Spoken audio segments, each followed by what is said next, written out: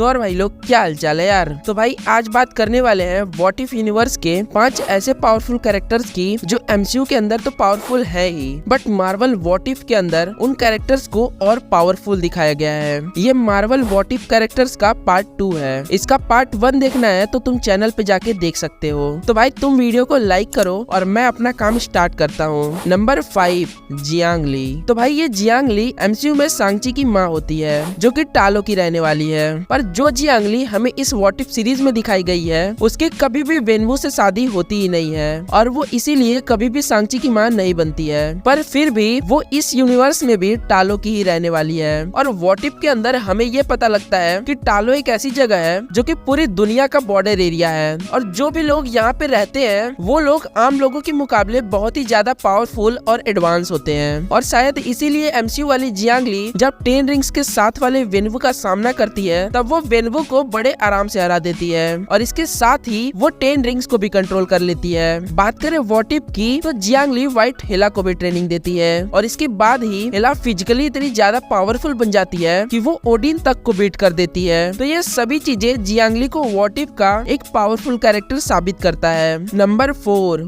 What if वाला star Lord. तो भाई हमने जिस स्टार लॉर्ड को एमसीयू में देखा है वो आधा सेलेस्टियल है और ये जो कुछ भी करता है उसमें हमेशा कुछ न कुछ उल्टा हो ही जाता है और इसीलिए बहुतों को यही लगता है कि एमसीयू वाले स्टार लॉर्ड के बस का कुछ भी नहीं है और ये ज्यादा कुछ भी नहीं कर सकता है। लेकिन भाई मार्वल व्हाट इफ के सीजन 2 के एपिसोड 2 में हमें एक ऐसा स्टार लॉर्ड देखने मिला जिसे योंडू किडनैप करके स्टार लॉर्ड के पिता ईगो को दे दिया था, जिसके बाद उसके पापा ईगो ने स्टार लॉर्ड के अंदर के पावर्स को एक्टिवेट किया, जिसके बाद हमें एक ऐसा स्टार लॉर्ड देखने मिला जो कि अकेले ही पूरे प्लेनेट तक को तबाह कर सकता था। ये स्टार लॉर्ड अकेले ही पूरे एवेंजर्स की टीम को हरा देता है और तो और जब इसके आगे इसका पापा ईगो खुद आता है जो कि एक फुल सेलेस्टियल होता है तो उस समय ये ईगो के सिडलिंग का यूज करके ईगो को भी खत्म कर देता है जो कि एक बहुत ही बड़ी बात है। और ये सब कुछ वो तब करता है जब वो सिर्फ 10 या 12 साल का होता है। Number 3 zombie Scarlet Witch. तो भाई जादू को यूज करने वाली स्कारलेट विच इस दुनिया की सबसे पावरफुल जादूगर है। जी हाँ, डॉक्टर स्ट्रेंज से भी ज्यादा पावरफुल। हमने doctor strange multiverse of madness में देखा ही था कि अगर स्कारलेट विच अपनी पूरी पावर्स का उपयोग करे तो वो सिर्फ डॉक्टर स्ट्रेंज को ही नहीं बल्कि उनके साथ पूरे कमर ताज को भी अकेले मिटा सकती है। लेकिन हम बात करें ज़ॉम्बी स्कारलेट विच की जो ज़ॉम्बी बन चुकी है, जिसकी वजह से ये scarlet witch energy manipulation, reality warping, telepathy और न जाने क्या क्या कर सकती है। वो सब करने के साथ ही क्योंकि ये एक ज़ॉम्बी बन चुकी है तो ये अब लगभग एक इमॉर्टल बीइंग भी है, जिसका मतलब है कि नॉर्मल कंडीशन में अब इसे मार पाना लगभग नामुमकिन है। Number 2 infinity Killmonger. तो भाई वैसे तो किलमॉन्गर एक नॉर्मल सा सुपर हीरो है जिसके पास एक पावरफुल वाइब्रेनियम का सूट है और जो super human strength, super human durable जो और कई सुपर ह्यूमन एबिलिटी के साथ आता है। ये अपने सूट को पहनने के बाद लगभग एक ब्लैक पैंथर जितना पावरफुल हो जाता है। लेकिन मैं जिस किलमॉन्गर की बात कर रहा हूँ वो है इन्फिनिटी किलमॉन्गर, मतलब कि व्हाट इफ यूनिवर्स का वो किलमॉन्गर जो कि सभी इन्फिनिटी स्टोन्स को कलेक्ट कर लेता है और बनता है इन्फिनिटी किलमॉन्गर। इसके पावर्स की बात करें तो ये किलमॉन्गर भी उतना ही पावरफुल है जितना पावरफुल इन्फिनिटी अल्ट्रॉन है। और हमने व्हाट इफ के सीजन 2 के फिनाले में ये देखा था कि कैसे ये किलमॉन्गर अपने सिर्फ एक स्नैप से थैनोस जैसे खतरनाक बीइंग को धूल बना देता है जो कि इसके पावर्स को ही दिखाता है। नंबर 1 काहोरी। तो भाई मार्वल व्हाट इफ के सीजन 2 के एपिसोड 6 के पहले काहोरी को कोई जानता तक नहीं था क्योंकि ये कैरेक्टर ना कभी हमें एमसीयू में देखने मिली है और ना ये मार्वल कॉमिक्स में एग्जिस्ट करती है। लेकिन 6 एपिसोड में जब इसने एंट्री ली तो इसने अपनी पावर्स से सबको आश्चर्यचकित कर दिया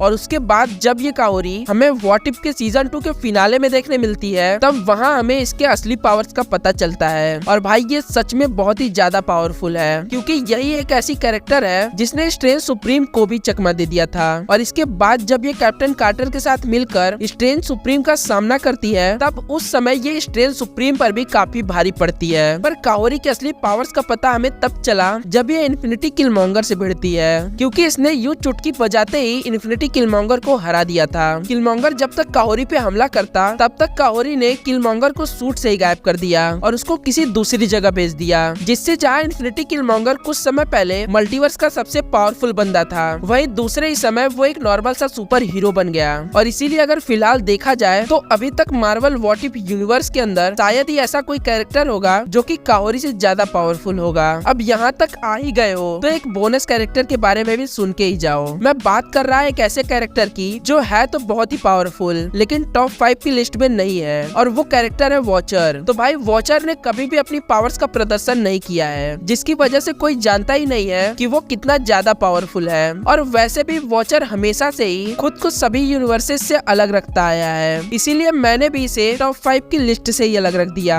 पर जो भी हो, ये कैरेक्टर भी बहुत ज्यादा पावरफुल तो है ही। तो ये थे मार्वल व्हाट इफ यूनिवर्स के टॉप 5 पावरफुल कैरेक्टर्स। इसके और पार्ट चाहिए तो कमेंट में जरूर बताना, और इसका पार्ट 1 देखना है तो इंड स्क्रीन का वेट कर लो। तो बस इतना ही था आज की इस वीडियो में। वीडियो पसंद आया हो तो वीडियो को एक लाइक कर देना, और चैनल पे नए हो तो चैनल को सब्सक्राइब भी कर लेना। मैं तुमसे मिलता हूँ एक और नई वीडियो के साथ, तब तक के लिए धन्यवाद।